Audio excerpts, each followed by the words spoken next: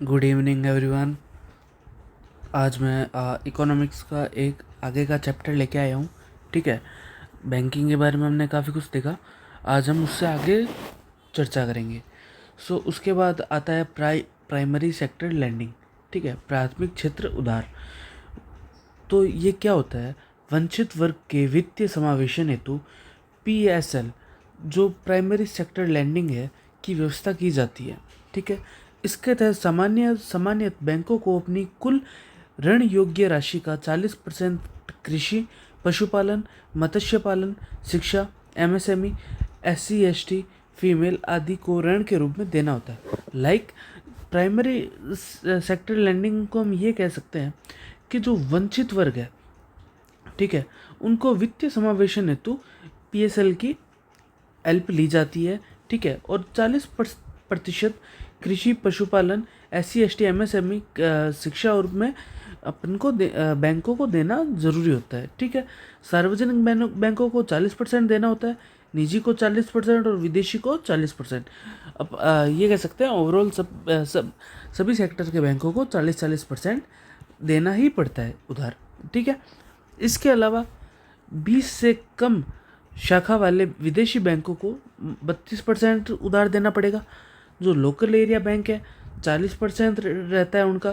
क्षेत्रीय ग्रामीण बैंक है जिनका तो क्षेत्रीय और जो लघु वित्त बैंक है इनका तो काम ही यही है कि ये जो पिछड़े वर्ग के लोग हैं उनका वित्तीय समावेशन एक मजबूत बनाए, उनको मेन इकोनॉमी से कनेक्ट करें।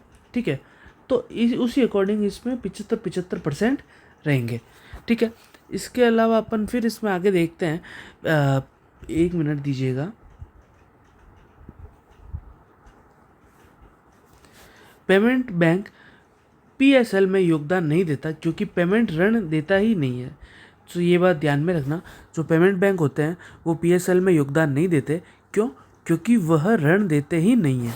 दूसरा नोट क्या है? सहकारी बैंक पर PSL की बाध्यता नहीं है क्योंकि सहकारी बैंक तो कार्य प्राथमिक क्षेत्रों के लिए ही करते हैं। ठीक है, सहकारी बैंक पर भी इसकी बाध्यता नहीं है क्योंकि वो काम ही प्राथमिक क्षेत्रों के लिए करते हैं।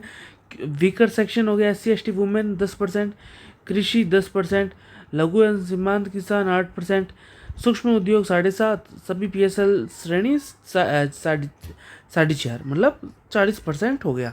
ठीक है, यदि बैंक PSL का लक्ष्य प्राप्त नहीं कर पाते तो वह नाबार्ड के अंतर्गत स्थापित RIDF rural infrastructure development fund में निवेश कर देते हैं।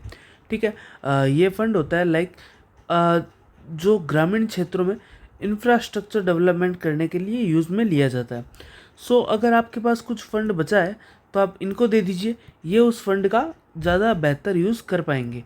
ठीक है, यदि विदेशी बैंक PSL टारगेट प्राप्त नहीं कर पाती, ठीक है, सिडबी के तहत स्थापित SEDF में निवेश कर सकता है, स्मॉल एंटरप्राइजेस डेवलपमेंट फंड।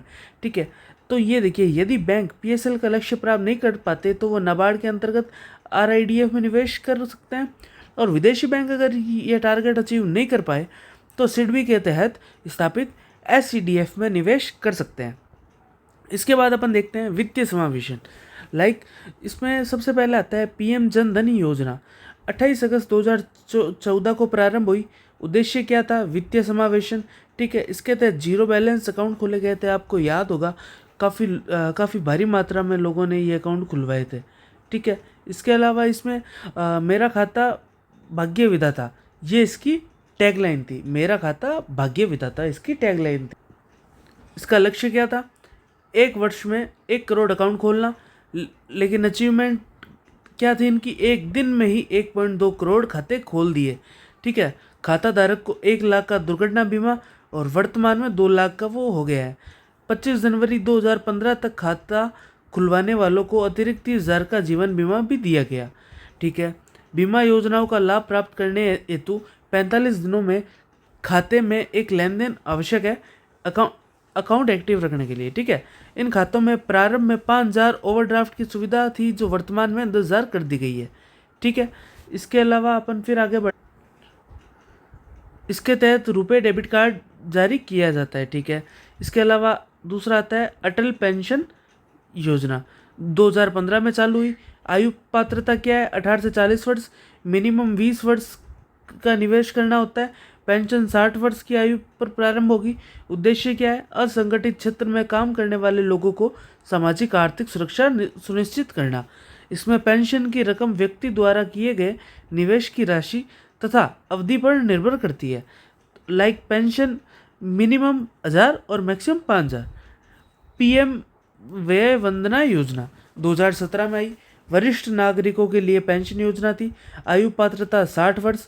संचालन एलआईसी करता था। न्यूनतम निवेश इसमें 1.5 लाख का चाहिए था, अधिकतम 15 लाख का। अधिकतम पेंशन 10,000 की थी और अवधि 10 साल की। ठीक है। वर्तमान में परिवार के सभी वरिष्ठ नागरिक इस योजना का लाभ ले सकते हैं। 10 वर्ष पश्चात खरीद मूल्य लौटा दिया जाएगा। यदि मृत्यु हो जाए तो नॉमिनी को खरीद मूल्य लौटा दिया जाएगा। ठीक है। इसके अलावा फिर आगे देखते हैं अपन, गंभीर परिस्थितियों में समय से पूर्व सरेंडर करने पर 98% राशि वापस मिल जाएगी। इस योजना का लाभ मार्च 2023 तक लिया जा सकता है। ठीक है। पीएम जीवन ज्योति बीमा, पीएम सुरक्षा बीमा योजना। एक्चुअली ये जो योजना है मैं करवा रहा हूँ ना, अपन इससे ये देख सकते हैं कि भाई वित्तीय समावेशन के लिए, लोगों को फाइनेंशियल फ्रीडम देने के लिए गवर्नमेंट ने क्या क्या स्कीम्स लागू की थी, है ना, ताकि लोगों को वित्तीय समावेशन मिल सके। वो अपने जो फाइनेंशियल अवेयरनेस है लोगों में। ठीक है। तो पीएम जीवन ज्योति बीमा में 9 मई 2015 में चालू 2 लाख रुपए का बीमा, जीवन बीमा था। प्रीमियम कितना था? 330 रुपये प्रति वर्ष। आयु 18 से 50 वर्ष। एलआईसी द्वारा संचालित। पीएम सुरक्षा बीमा योजना 9 मई 2015 2 लाख रुपए का बीमा। दुर्घटना बीमा 12 रुपये प्रति वर्ष। 18 से 70 की आयु। ठीक है। और एनआईसी द्वारा संचालित, नेशनल इंश्योरेंस कंपनी द्वारा। इसके अलावा दूसरा अपन देख, सुकन्या समृद्धि योजना 2015 में स्टार्ट हुई। महिला और बाल विकास मंत्रालय द्वारा स्टार्ट की गई। ठीक है। बेटी बचाओ बेटी पढ़ाओ योजना के तहत प्रारंभ है। यह एक लघु बचत योजना थी। ठीक है। जन्म से 10 वर्ष की आयु तक खाता खोला जा सकता है। निवेश मिनिमम 250 रुपये और मैक्सिमम 1.5 लाख। 18 साल की आयु के पश्चात उच्च शिक्षा हेतु 50% राशि निकाली जा सकती है। विवाह के समय शेष 50% राशि निकाली जा सकती है। इसके अलावा अगले अपन देखते हैं मुद्रा योजना। ठीक है। तो मुद्रा का फुल फॉर्म क्या था? Micro unit development and refinance agency. मुद्रा बैंक द्वारा क्रियान्वयन थी। ठीक है। मुद्रा बैंक की स्थापना कब हुई थी? 2015 मुंबई में। मुद्रा बैंक क्या है? एक गैर वित्तीय संस्थान है। ठीक है। नॉन फाइनेंशियल इंस्टीट्यूशन है। ठीक है। जनता से प्रत्यक्ष लेन देन नहीं रखता, जनता से कोई डायरेक्ट कनेक्शन नहीं है इसका। और इसके तहत सिडबी ने प्रारंभ में 775 रुपये का निवेश किया था। ठीक है। तो ये बातें आप याद रखिएगा। इसके अलावा जो अपने ये मुद्रा योजना है, इसका उद्देश्य क्या था? सूक्ष्म और लघु उद्योगों को प्रोत्साहित करना तथा स्वरोजगार को बढ़ावा देना। इस योजना का लाभ बैंकों के माध्यम से लिया जाता है, अर्थात मुद्रा बैंक स्वयं प्रत्यक्ष ऋण नहीं देता। ठीक है। यह बैंक ना होकर एक संस्था है जो अन्य बैंकों के माध्यम से जनता से जुड़ी है। ठीक है। इसके तहत 3 प्रकार के ऋण दिए जाते हैं, शिशु ऋण, किशोर और तरुण ऋण। ठीक है। शिशु ऋण 50,000 तक, जो किशोर ऋण है वो 50,000 से 5 लाख, और तरुण ऋण है जो 5 लाख से 10 लाख तक। ठीक है। इसके बाद आता है लीड बैंकिंग स्कीम 1969। इसके तहत किसी एक बैंक को किसी विशेष जिले में वित्तीय समावेशन हेतु जिम्मेवारी देते हुए लीड बैंक की घोषणा की गई। ठीक है। लाइक किसी एक बैंक को किसी विशेष जिले में वित्तीय समावेशन, ये एक्स बैंक है और ये वाई जगह है, तो इस एक्स बैंक को कह दिया कि इस वाई जगह की जिम्मेवारी सारी आपकी है बैंकिंग की। ठीक है। वित्तीय समावेशन की जिम्मेवारी। ठीक है। लीड बैंक संपूर्ण जिले में वित्तीय समावेशन से संबंधित गतिविधियों का संचालन करता है और नेतृत्व और समन्वय करता है। ठीक है। आरबीआई द्वारा अधिसूचित कोई भी बैंक लीड बैंक हो सकता है। ठीक है। अब देखिए सबसे इम्पोर्टेंट चीज़ है वित्तीय समावेशन से संबंधित समितियाँ। सो ये बहुत बार डायरेक्ट क्वेश्चन आ जाता है। ये याद रखिएगा, काफ़ी इंपॉर्टेंट क्वेश्चन बनता है। सी रंगराजन समिति 2006 में आई थी, वित्तीय समावेशन की है। रघुराम राजन समिति 2008 में आई थी, वित्तीय समावेशन की है। नचिकेता मोर समिति 2014 में आई, पेमेंट बैंक की है। ठीक है। दीपक मोती समिति 2015 में आई, वित्तीय समावेशन की है। ठीक है। वित्तीय समावेशन के लिए अन्य प्रयास, आरआरबी की स्थापना हुई, पेमेंट बैंक की स्थापना की गई, स्मॉल फाइनेंस बैंक की स्थापना की गई, नाबार्ड और no frill account like zero balance account को बढ़ावा दिया गया, केवाईसी नॉर्म की सहूलियत दी गई। इन चीज़ों से क्या हुआ, वित्तीय समावेशन बढ़ा। जब तक वित्तीय समावेशन नहीं बढ़ेगा, ठीक है, जो हमारी जनता है वो बैंक से नहीं जुड़ेगी, तब तक देश का विकास मुश्किल है। लाइक आज भी आप देखते हो, आज एक अपन छोटे से ठेले वाले के पास जाते हैं, उसके पास भी क्यूआर कोड होता है, वो भी स्कैनर यूज़ करता है ना। तो ये क्या है, ये एक वित्तीय समावेशन है। ठीक है। आरआरबी की स्थापना भी वही थी, जो गांव के क्षेत्र हैं उनको बढ़ावा देने के लिए। ठीक है। वहाँ पे बैंकिंग फैसिलिटी देने के लिए। पेमेंट बैंक लाइक छोटे बैंक हो गए, ठीक है, Paytm payment bank, Airtel payment bank, Jio payment bank. ठीक है। स्मॉल फाइनेंस बैंक, छोटे एमएसएमई को लोन चाहिए तो बड़े बैंक तो बहुत उसमें परेशानी उत्पन्न करते थे, ना ढंग से लोन देते थे, ब्याज ऋण और बहुत अलग अलग था। इसकी सुविधा के लिए स्मॉल फाइनेंस, नाबार्ड, नाबार्ड जैसे अपन को पता ही एग्रीकल्चर रिलेटेड है। ठीक है।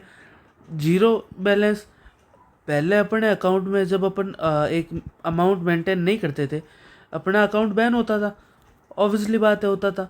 ठीक है। अकाउंट बंद होता था, तो जीरो बैलेंस में वो सुविधा मिल गई। ठीक है। एक्स्ट्रा चार्जेस हट गए, केवाईसी को इजी बना दिया, केवाईसी प्रोसेस को। आप कभी देखा हो तो आजकल घर घर बैठे बैठे भी केवाईसी हो जाता है ना। तो ये सब किया गया। ये वित्तीय समावेशन था। आज का टॉपिक इतना ही है, कल मैं फिर आऊँगा दूसरे टॉपिक के साथ और फिर अपन आगे बढ़ते हैं। ओके, आज के लिए ये पढ़ो और प्लीज़ चैनल को लाइक एंड सब्सक्राइब करना मत भूलें। Thank you everyone.